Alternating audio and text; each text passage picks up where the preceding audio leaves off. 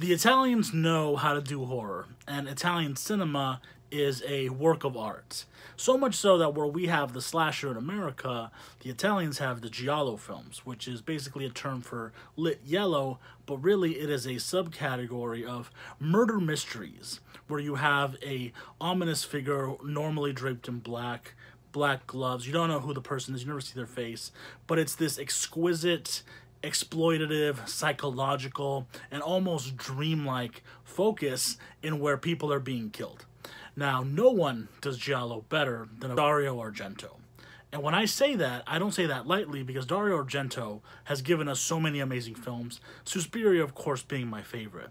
But a close second, and arguably a better film, I wanted to bring today one of the greatest giallo films ever made, if arguably not the best. And that movie is Profondo Rosso, or Deep Red. And God, what can I say about this movie? Part of the Italian cinematic giallo tradition, this is Dario Argento presenting all the hyperviolence the subgenre is known for. Colorful, dreamlike, violent, and thrilling. Giallo cinema is supposed to be over the top, and Deep Red really gives us so much hysteria that it's crazy. We get to experience this fantasy through the eyes of Marcus Daly, basically an English pianist who's really thrown into the shit end of this, in where this mystery killer is killing off people. And the whole point of this film is you don't know who it is. And as you're watching it and more people get killed, it kind of brings to your attention, like, what is happening? Who is the killer? What makes it so horrific, besides the elements that are going on, is that this movie is treated like a piece of art.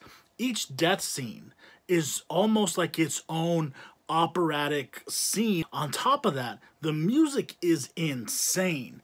When I say that prog rock group Goblin once again lends a superbly eerie and chilling edge to this beautiful ensemble of music, I gotta say, sometimes I felt like, oh, shit's about to go down as the guitars start to pick up and it starts to get a little bit funky. And ultimately, this movie has some actual scary scenes.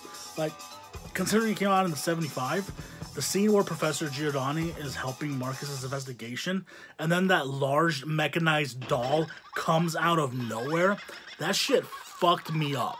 Seeing it the first time to seeing it the third or fourth time, that doll is something of nightmares.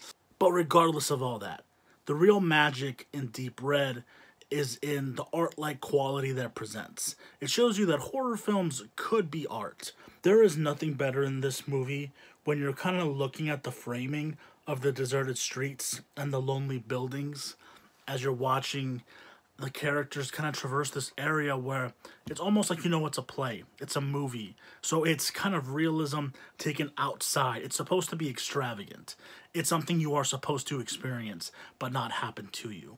And I think that kind of has a cool parallelism between both fantasy and nonfiction and horror. This movie does not get enough love, and the giallo genre is definitely worth picking up.